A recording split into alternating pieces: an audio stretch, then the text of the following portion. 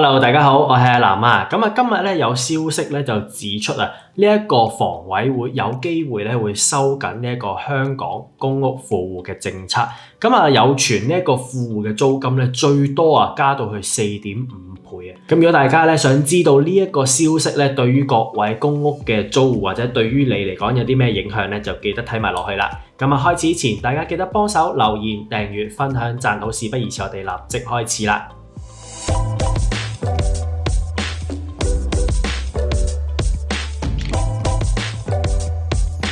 好，根據傳媒嘅報導啦，就話咧呢一個房屋資助委員會喺今日21號嘅時候咧就會開會去審議咧會收緊公屋富戶嘅政策。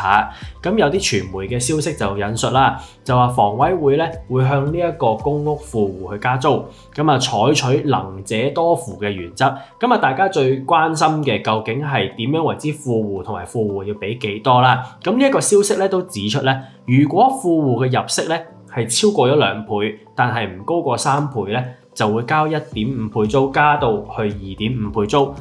如果你嘅入息係超過3倍，但係又未超過4倍咧，就要交3.5倍租。入息如果超過4倍，但係又唔超過5倍嘅話咧，就由而家交2倍租咧，加到去交4.5倍租。同時間咧，亦都會有一個新嘅級別，就係如果你喺報呢一個資產入息審查嘅時候，連續2個申報年期，即係4年之內，你嘅入息咧都係超過4倍，但係唔超過5倍嘅話咧，租戶就需要遷出佢嘅單位。喺呢一度咧就俾大家睇一睇現時呢一個公屋嘅入息同埋究竟你交幾多倍租嘅一個資料先啦。而家螢光幕見到咧喺呢一個香港房屋委員會嘅網站裏邊講公屋嘅住戶資助政策，即係呢一個富戶政策裏邊啦，有顯示到咧你嘅家庭人數係幾多，你嘅月入係幾多嘅時候，你就要交幾多倍租。打一個譬如，如果你係一家4口嘅話，你4個人加埋嘅月入咧係介乎於61,000蚊去到呢一個92,000蚊嘅話咧，你就需要交呢一個倍半嘅租金。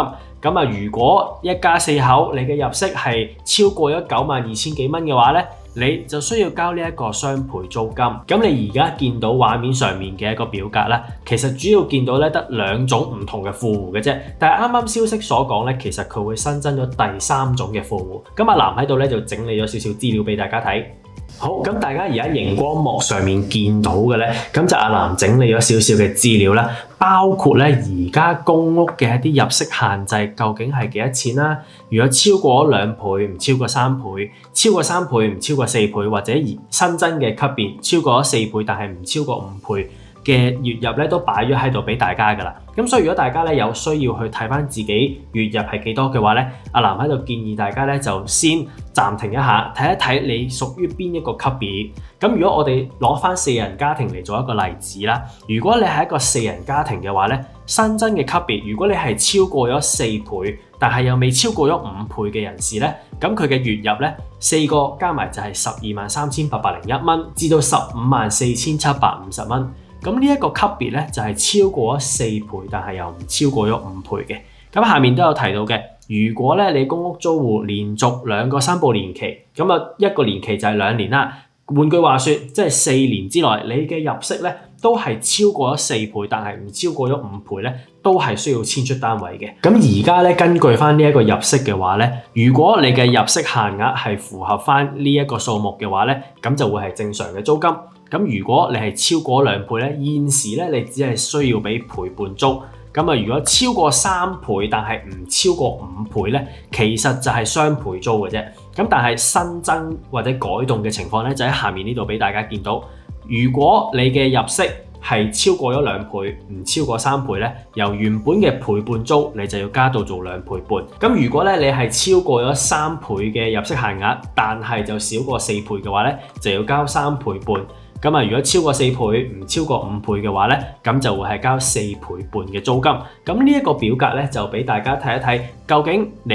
嘅月入或者你家庭嘅月入，究竟嚟緊咧有機會要交幾多錢租啦。咁喺呢一度咧，阿藍都做咗個少少嘅比較啦，就係擺咗呢一個最低工資嘅月入喺度俾大家作為一個參考嘅。咁呢一個最低工資咧就會喺2025年嘅5月1號咧就會正式實施。咁去到5月1號嘅時候咧，17,200蚊咧就會係呢一個最低工資嘅月入嚟嘅。如果你係攞緊一個月嘅最低工資17,200蚊，你係一人家庭嘅話咧，咁你亦都係唔會話需要交陪伴租或者2倍半租。咁但係啦，當如果你係一個3人家庭，3位咧都係攞緊呢一個最低工資嘅時候，月入咧就見到係51,600蚊。咁呢度紅色咗，點解咧？紅色咗嘅原因咧就係如果你3個人都係攞緊最低工資嘅話咧，其實都有機會你已經交緊2倍半租噶啦。咁喺呢一度咧，阿藍就覺得咧，如果你3個人都係攞緊最低工資嘅時候，你都要交2倍半租。